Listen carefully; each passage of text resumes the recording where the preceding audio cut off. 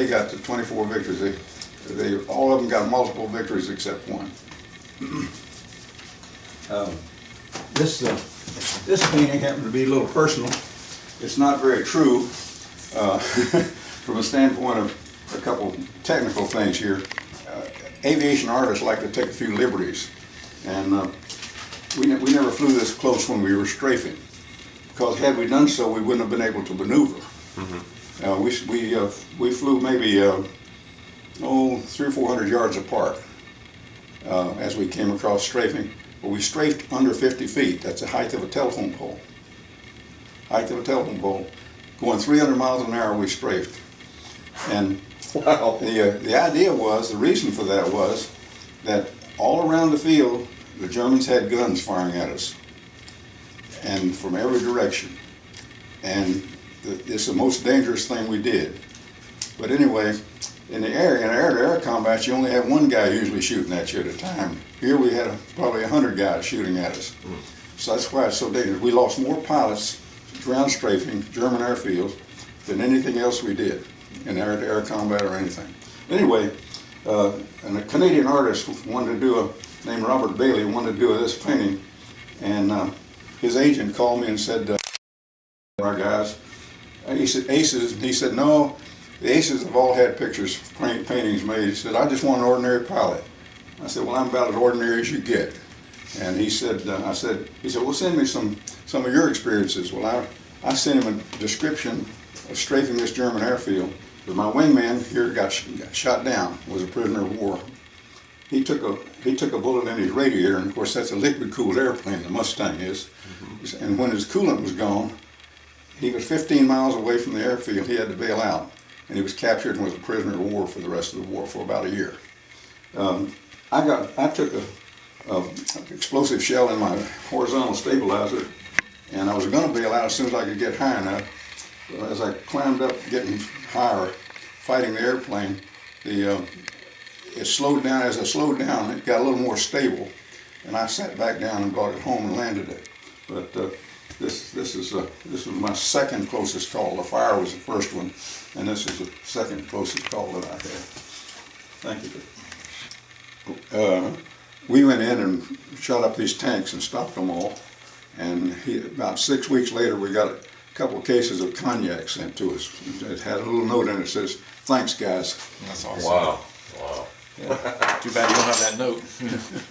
This is I wish I had that note. Yeah. This is the gun camera. In the leading edge of the airplane, there was a little teeny hole that this stuck out of right here, like this. And whenever you pulled the trigger on the stick to fire your guns, this took pictures of what you were shooting at. And that's how you verified your victories, if it worked. It didn't always work. So sometimes you didn't get credit for a victory because this didn't work, or nobody saw it go down. They were busy in their fight. So, but anyway, I've got gun camera film. I have my gun camera film, some of it, and I have a lot of gun camera film from the 8th Air Force. And I've converted it to a DVD because after so long a time, that film sours and it is ruined. This is a clock out of my Mustang. Still works. It's an 8-day clock. You wind it, runs 8 days. And if you'll notice, the second hand is still working. It still works. This was in the panel of the airplane. Was that in your particular airplane? Not my particular. I don't remember whether it was or not. I don't know whether my crew chief gave me this from the airplane. It may have been my airplane. It could have been somebody else. All the airplanes on them. We played a lot of poker and rummy and so forth. Some of the guys played bridge. I never played because I never was that smart. Let's see. This I'm very proud of. This is my logbook with all my flying time in it. And I did something that a lot of the guys didn't do. There were a couple of empty pages in the back here. After every mission, I wrote a little bit about each mission. How many bombers, where they went, the date, and so forth. And I did that on these 2 pages. Then on this page, I kept a record of what I shot at, what I destroyed, what I probably destroyed, and what I damaged. These are my missions. I flew 87 missions. And Up here I've got it indicated 5 times. I was battle damaged 5 times, and so I got that mark. And these are my combat hours. During the war, early in the war, they told us pilots that when you fly 200 combat hours, you can go home and you get reassigned to an easier job.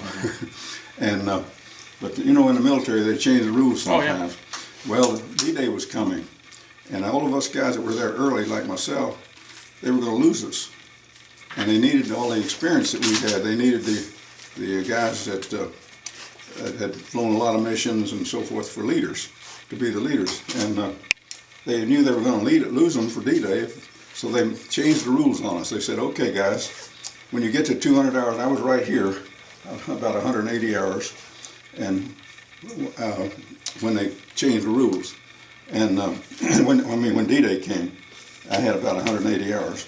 So anyway, they changed the rules on us. They said, okay guys, you can go home for 30 days. When you get your 200 hours, you can go home for 30 days R&R, come back and fly another 200 hours. or you can stay and fly an extra 100 hours and then go home and not have to come back. So I stayed. I stayed and flew an extra 100 hours. Actually 106 extra hours. So you got 2 trains there. So I've got 2 strings of, I kept the mission, kept this like this. Two lines, those 2 lines represented the hours, my flying hours. So that's a little record I kept every day. Your 2 trains, were those in Germany? Oh, we shut up trains and trucks on D-Day. On D-Day and for the next 10 days or so after that, we shut up trains and trucks and troops and anything. Our orders were, anything that moves to the beaches is fair game. Shoot it up, stop it. So we shut up everything. They flew us down to London, and some general, I think his name was General Anderson, pinned it on us. This is called a ruptured duck. At the end of the war, every soldier, I'm talking about ground troops, pilots, any soldier, when he was discharged, got a ruptured duck. The purpose was most of us were going to go back to college under the GI Bill and get our education, and this was to be worn in your lapel to identify you as a veteran rather than a non-veteran. That's called a ruptured duck. The GIs gave it that nickname. And so what I'm going to tell you about this in just a few minutes. This is a World War I bugle. A friend of mine collects these, and they also had a little trench bugle which was about this long that they hung on their belts, and they were in the trenches. They didn't have cell phones in those days, son, so they would communicate with this little trench bugle that they had. They would give each other different signals and so forth. There's one thing I want to show this young man here if I can find it. Oh, here it is. When I was your age, Cracker Jack boxes. You still get Cracker Jacks? Yeah. I don't know. Anyway, Cracker Jack boxes had a little toy in every one of them. And one of the toys was this, a cricket. It wasn't made exactly like this, but this cricket was used by the paratroopers on D-Day when they came down. It was nighttime, and to get them back together after they landed, they all carried one of these, and they had signals that they identified themselves with, and they could get back together. This is one of those. Let's see what else I got here. I'll show you that in a minute. This is, I just got back from England in November.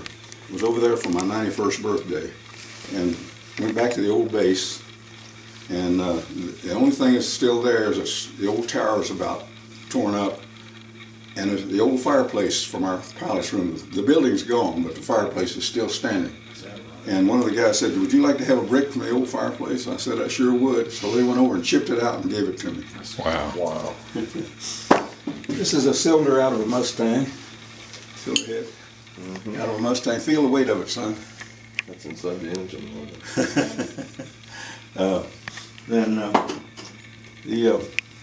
This is another thing that's in our escape kits, was what to do if you were captured. There was a couple other little booklets in there too. Let's see what else I haven't shown you here. Oh, this I have to show you. In our escape kits was this silk map, and it covered the whole territory we flew over, from France all the way down, all the way everywhere that we flew over, and it's printed on both sides. It's quite a remarkable job of printing, as you can see. It's on silk, very delicate. But the printing job, I just can't imagine printing on silk. It just bleed through. That's amazing. Yeah. Nothing. But using both sides, it covered the whole territory we flew over.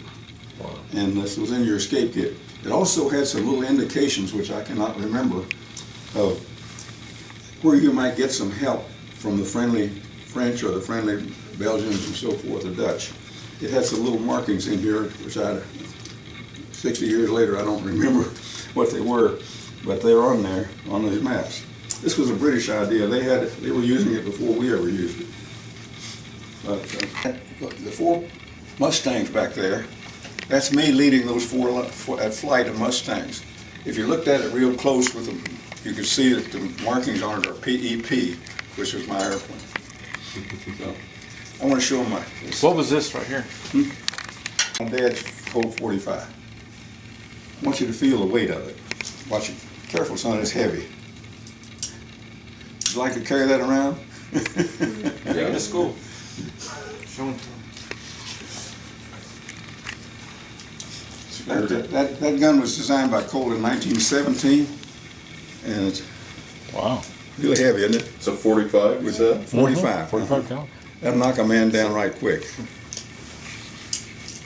Did you feel it? Yeah, I can feel it too. good solid.